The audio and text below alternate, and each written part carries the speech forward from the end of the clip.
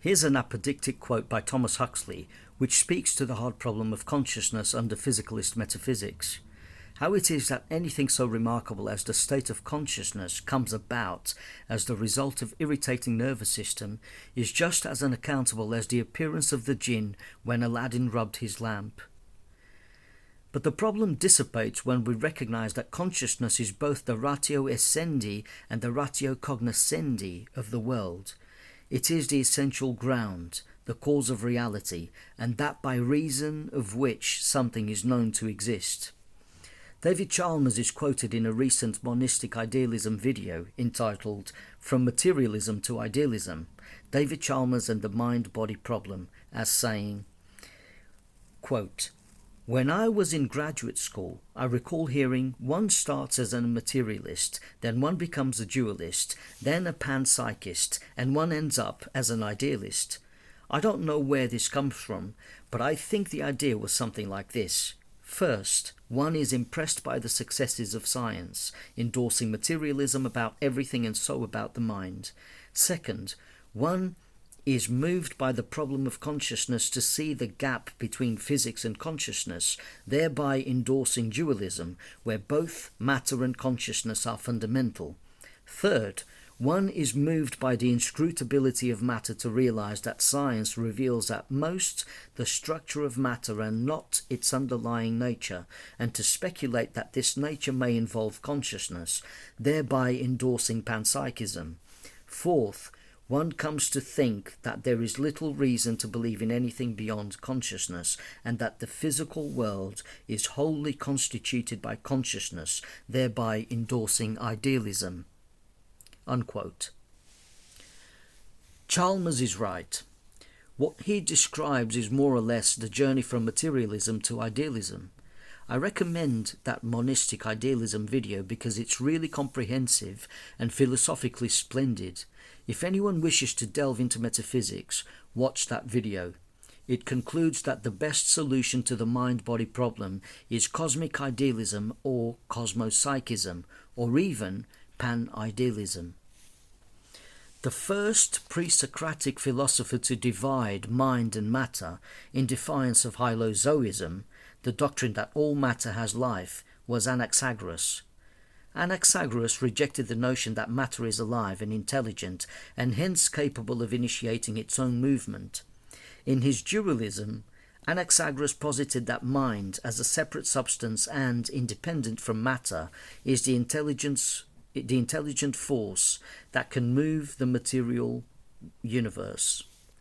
Anaxagoras might have been wrong in his dualism, but at least he invoked something he knew to be real in order to explain physical movement. Nordic mythology explains that the hammer-wielding god Thor is responsible for thunder and lightning. Of course, today we know the polarization of positive and negative charges within a storm cloud is the precursor of lightning. In the process of ionization, electrons are ripped off their respective atoms, resulting in positive and negative charges. Note how this physical process agrees with Hermetic idealism, in that it clearly expresses the fourth principle of polarity and the sixth principle of cause and effect. This process then carves up an electric channel towards the Earth, and photons are also released. Science is definitely a great tool to establish the way things behave and, to an extent, why they behave the way they do. We should never jettison science. On the other hand, we also have epistemology, equally important because it gets us to question how much we can claim to know. A single datum is open to myriad interpretations in the same way that reality appears to match diametrically opposed metaphysics. But one type of metaphysics will make more sense and be more parsimonious relative to Occam's razor than the other one. Physical reality exists but isn't what people intuitively think it is. I think of it as a mental simulation requiring conscious observers whose simulated avatars are expressions of a universal mind.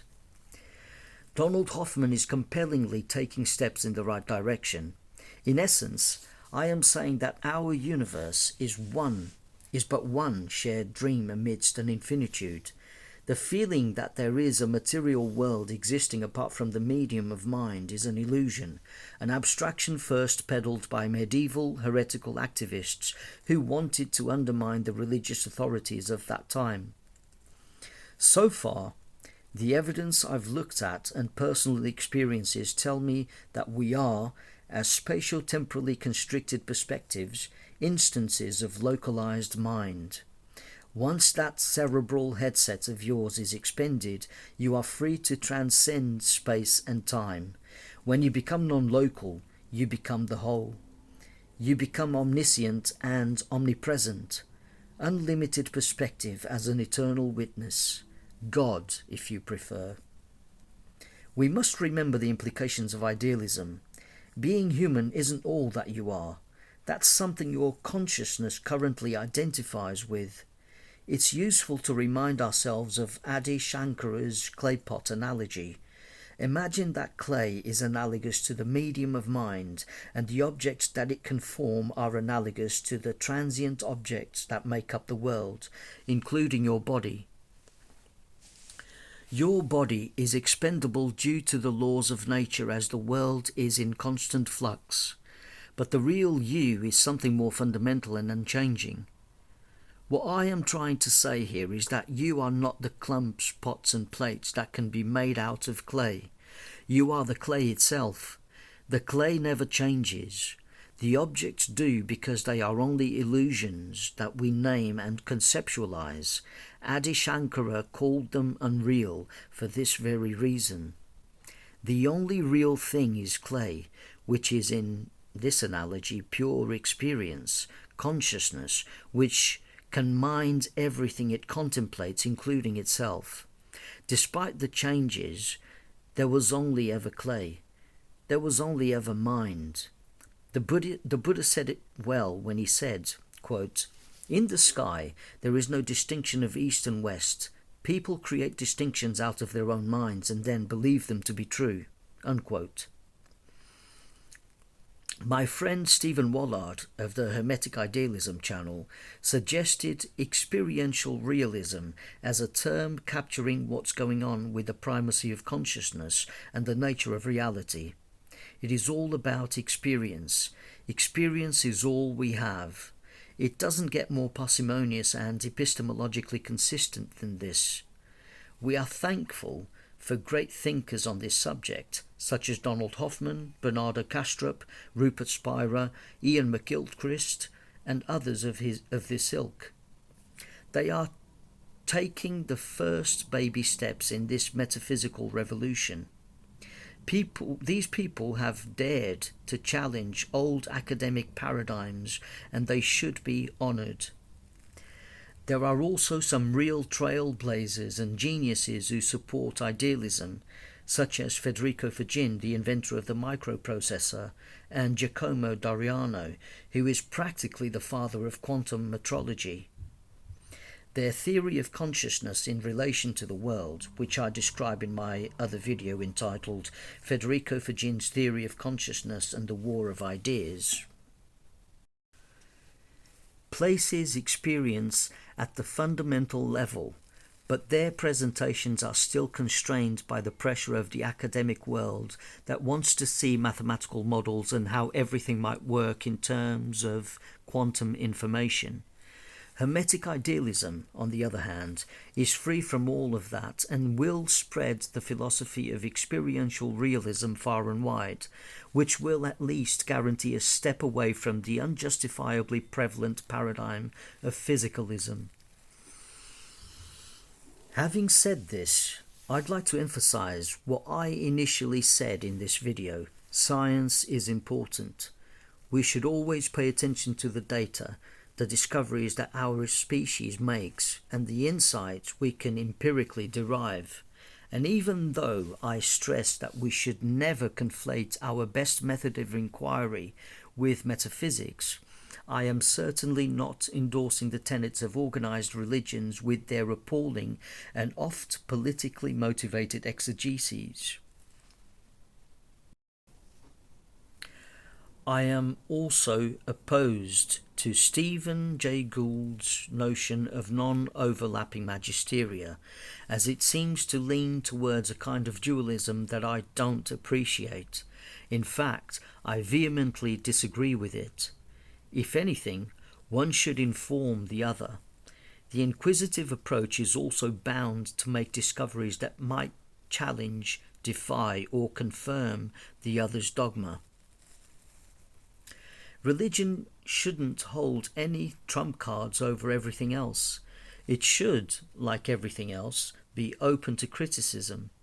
The pressure to kowtow to blasphemy laws, even if one is secular, and the pseudo-liberal creed that religion should be impervious to criticism, lest someone is offended, is what is allowing it to destroy art, music, comedy, and literature.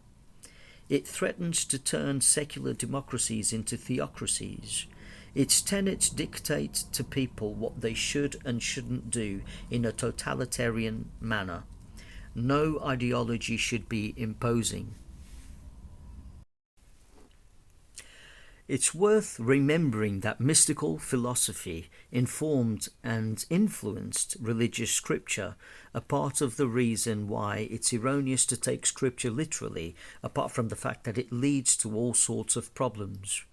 When you look at a polytheistic religion like Hinduism, you can tell that it's full of symbolism.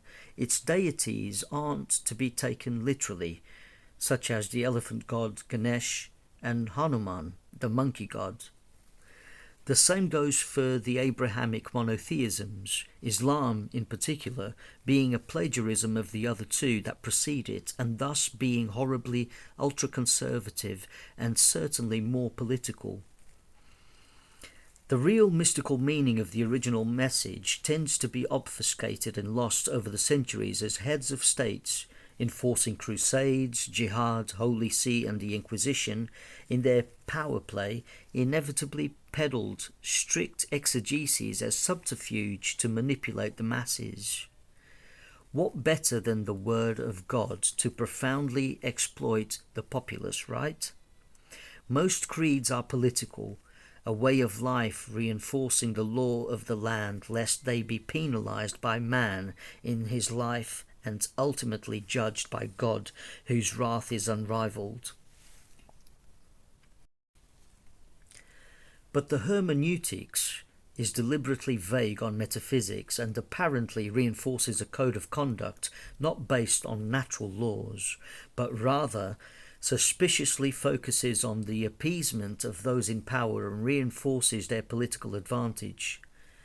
To reinforce its impactful hold on people, organized religion also tends to hijack numinous and mystical experiences which, quite frankly, precede it and are probably as old as life itself, if not older from the idealist standpoint.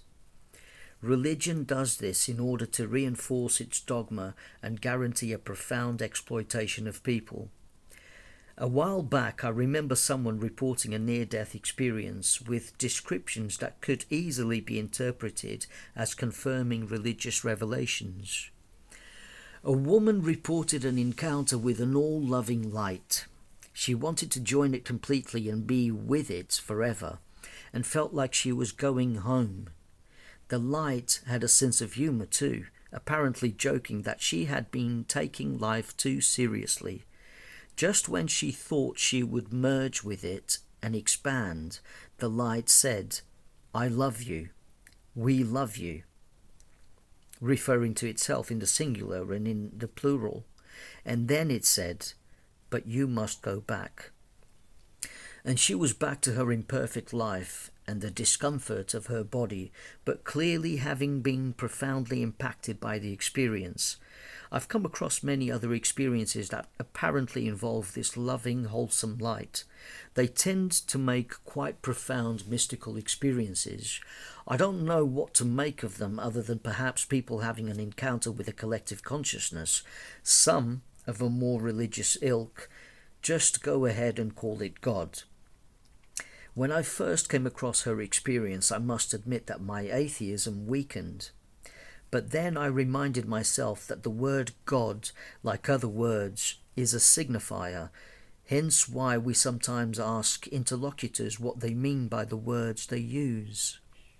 Of course, we can be atheistic or agnostic about many conceptions of the word God or deity, but then it no longer makes sense to be an atheist if, for instance, an idealist tells me that he or she regards consciousness as God because it is the foundation of reality.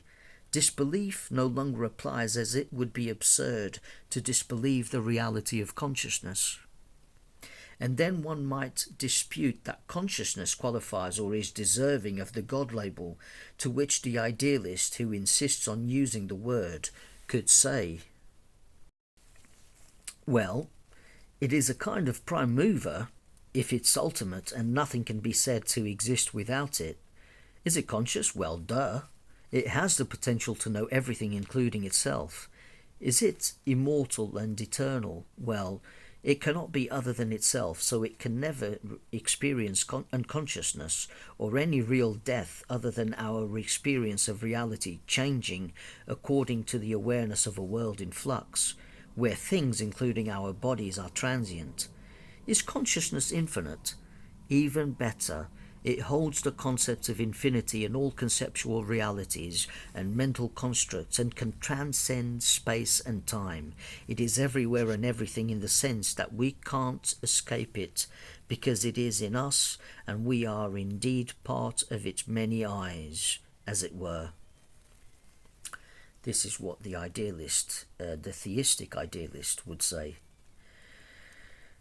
In fact, that's how not just an idealist, but even a theistic panpsychist might argue for the notion that source consciousness might qualify as God.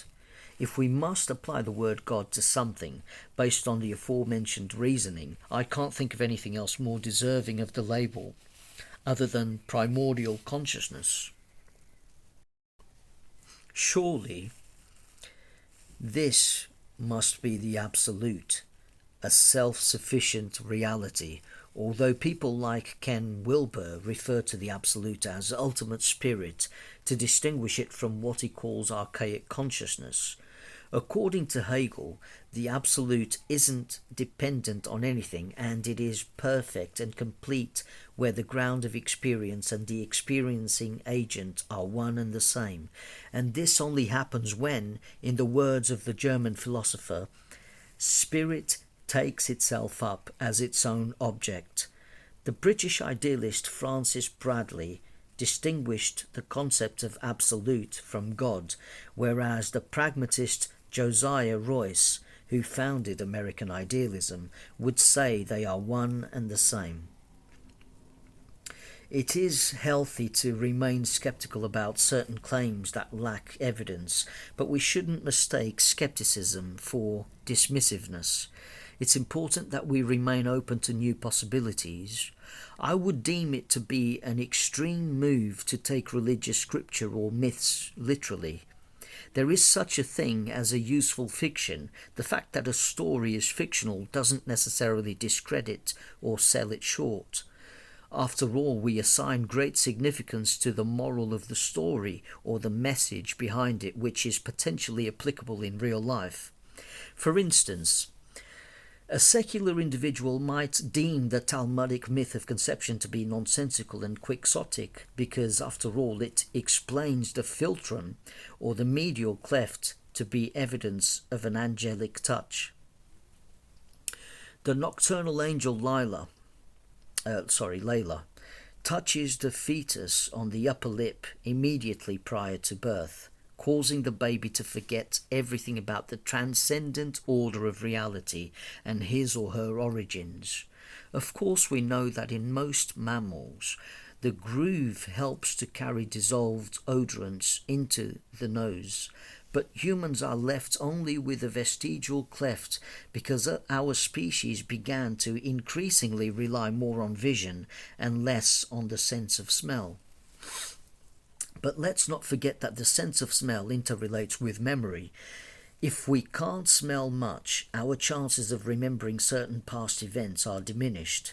Perhaps this is the reason why Pinocchio needs a longer nose every time he lies, so he can keep track of his fibs. The more he lies, the more he needs to remember in order to remain consistent. The truth being the best policy as one is free of that pressure and can peacefully live in the present moment. If we then take the idealistic claim seriously and take on board Hoffman's desktop analogy in conscious realism, we recall that reality's objects and our bodies are the icons and thus partial representations of states of mind. And if we take our vestigial philtrums as reflective of a forgetful state in the human form and indicative of an amnesia that became incrementally more pronounced in the evolution of our species, suddenly the Talmudic myth of conception doesn't seem so nonsensical. It doesn't seem so impractically quixotic. Perhaps Layla's touch as a spiritual force that transcends space and time is so powerful as to influence human evolution to the point of completing our species' ostensible dissociation from the absolute, from humankind's infancy to modern times and beyond. We only perceive the pixels and the regularities of our space-time construct as it unfolds, and the apparently blind forces that have led us to where we are, an anthropic state of oblivion in regards to the bigger picture or the divine realm. Of course, this is only hypothetical, and I am certainly light years away from devising a theory of everything under idealism. I also don't know why some people on the Bernardo Castro Facebook group seem to think distinguished idealists wish to defend their theories to death. It's very unscientific to fight tooth and nail for a pet theory. These people have been pitching Bernardo Castro against Ken Wilber as if they need to decide between them who they should be listening to. Newsflash. You should be paying attention to as many experts on the subject of metaphysics as possible. Kastrup and Wilber might differ in a few minor details, but both essentially speak of spectra, holarchies, and most crucially, they start with the logical premise that consciousness is fundamental. As long as both thinkers are humble in their theories, I think I really couldn't give a toss about who is more right. Everybody who agrees with the first Hermetic principle, the principle of mentalism, as described in the Kabbalion. Every idealist who sees truth in experiential realism is taking a step in the right direction. I would also urge everybody to not disregard materialist experts, as they too could have some great scientific insights. There's a civilized conversation on the Weekend University channel between Anil Seth and Donald Hoffman.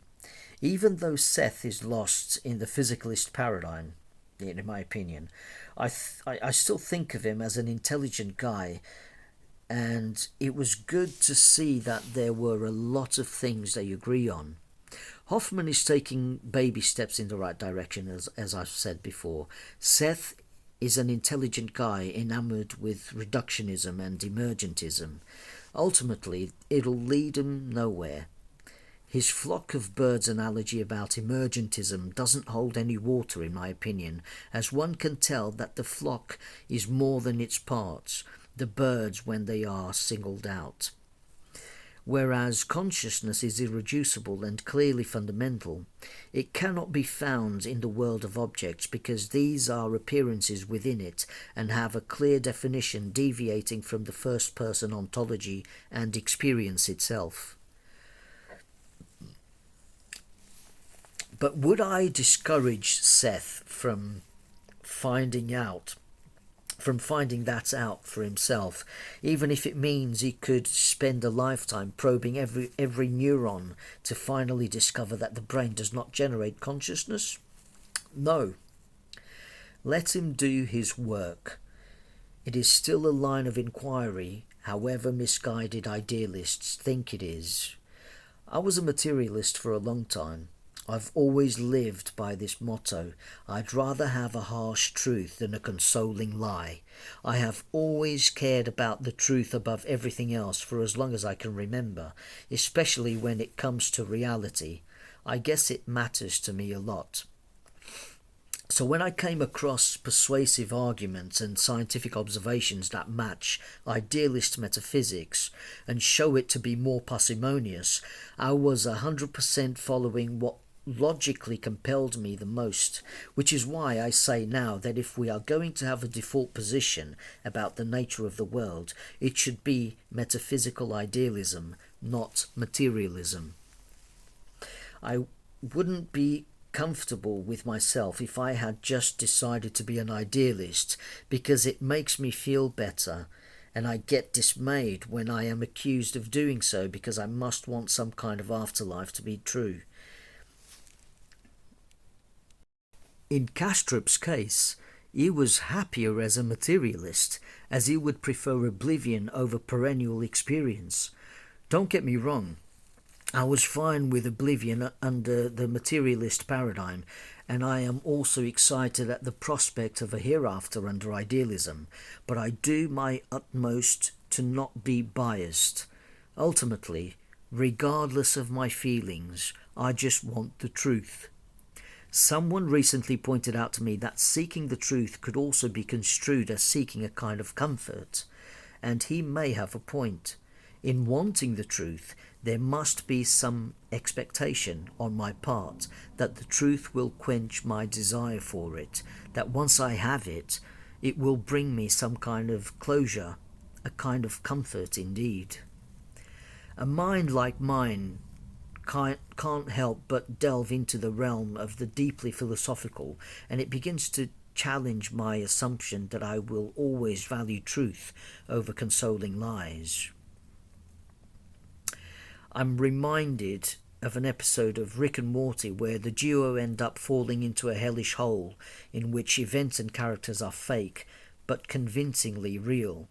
The protagonists then face the nightmare of contemplating whether or not they really managed to escape from the hole, as this, too, could easily be simulated inside the hole. I know I would definitely want to spend the rest of my life with my wife and not some convincing doppelganger.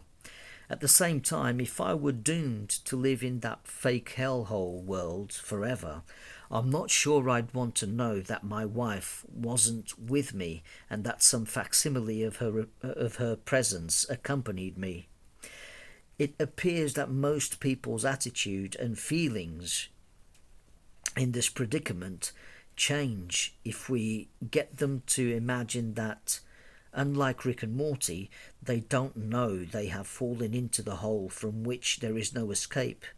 In this scenario, where we don't remember falling into the hole and with the addition that there is no escape from it, I would rather not know that I'm accompanied by mere semblances of my loved ones and not the real thing.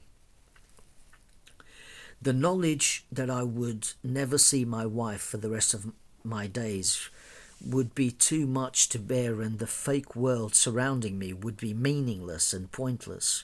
Perhaps I would rather remain ignorant in this case.